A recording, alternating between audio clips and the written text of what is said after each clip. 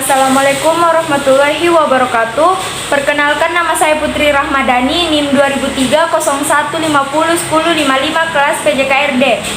Saya akan melakukan presentasi tentang klarifikasi respon motorik dan klarifikasi kawasan psikomotor. Klarifikasi respon motorik. Dalam mengkaji keterampilan motorik, salah satunya dapat lakukan melalui karakteristik setiap gerakan. Berdasarkan kesamaan karakteristik yang ditemukan, maka dilakukan klarifikasi motorik berdasar pada pola-pola tertentu. Keterampilan motorik dapat diklarifikasikan berdasarkan beberapa sudut pandang, dan hampir setiap ahli menyusun klarifikasi keterampilan motorik berdasarkan sudut pandang masing-masing. Yang pertama, klarifikasi berdasarkan kecermatan gerak.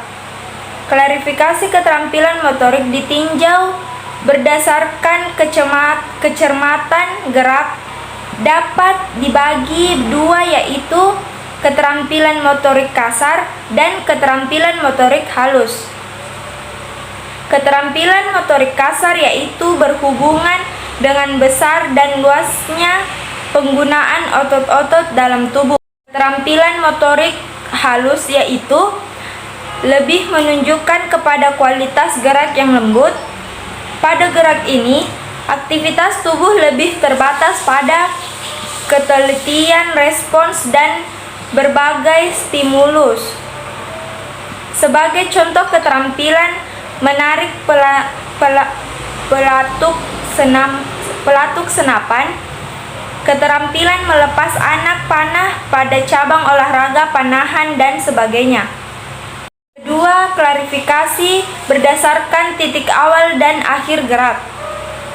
Berdasarkan titik awal dan akhir suatu gerak yang dilakukan, keterampilan motorik dapat dibagi menjadi tiga kelompok, yaitu keterampilan motorik diskrit, keterampilan motorik serial, dan keterampilan motorik kontinu.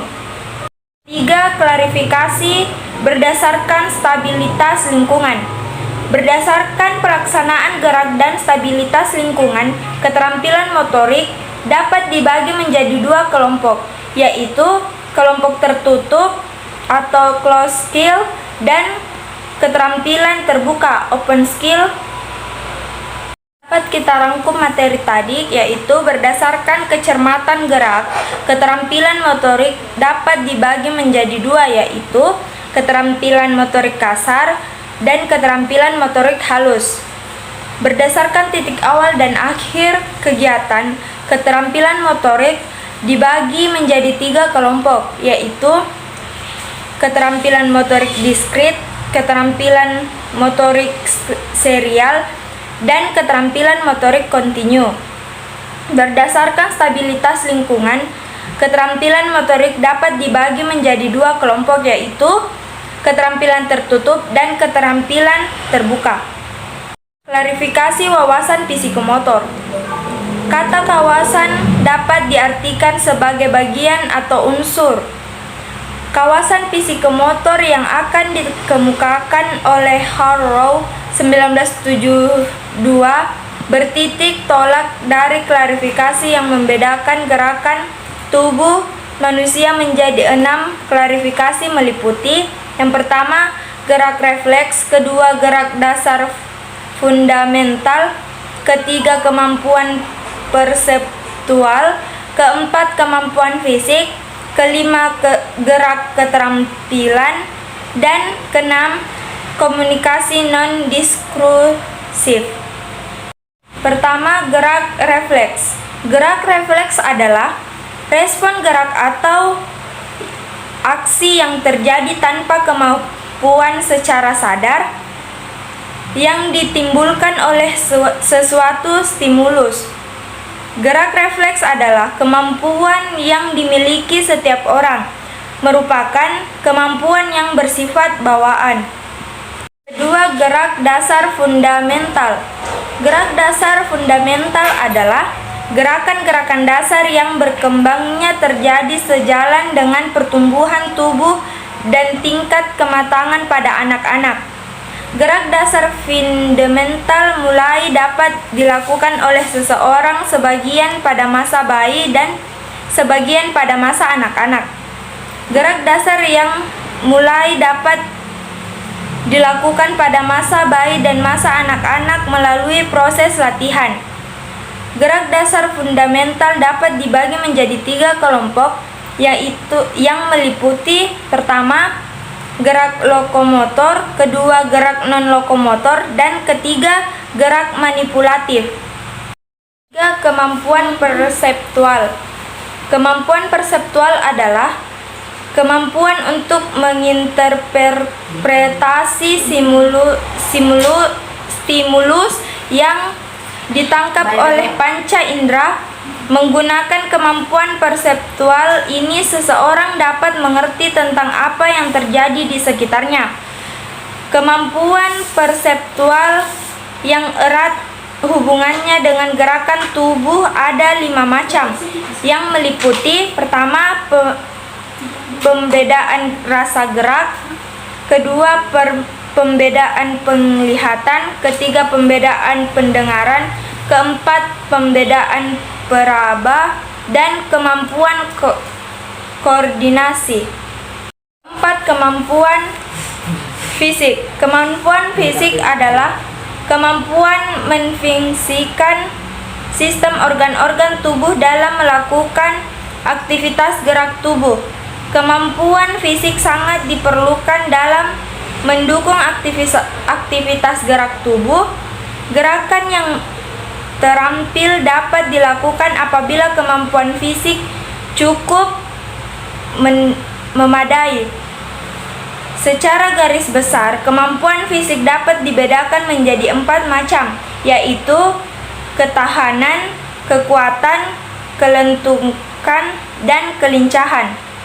Yang kelima, gerak terampil. Gerak terampil adalah gerak mengikuti pola atau bentuk tertentu yang memerlukan koordinasi dan kontrol sebagai bagian atau seluruh tubuh yang dapat dilakukan melalui proses belajar.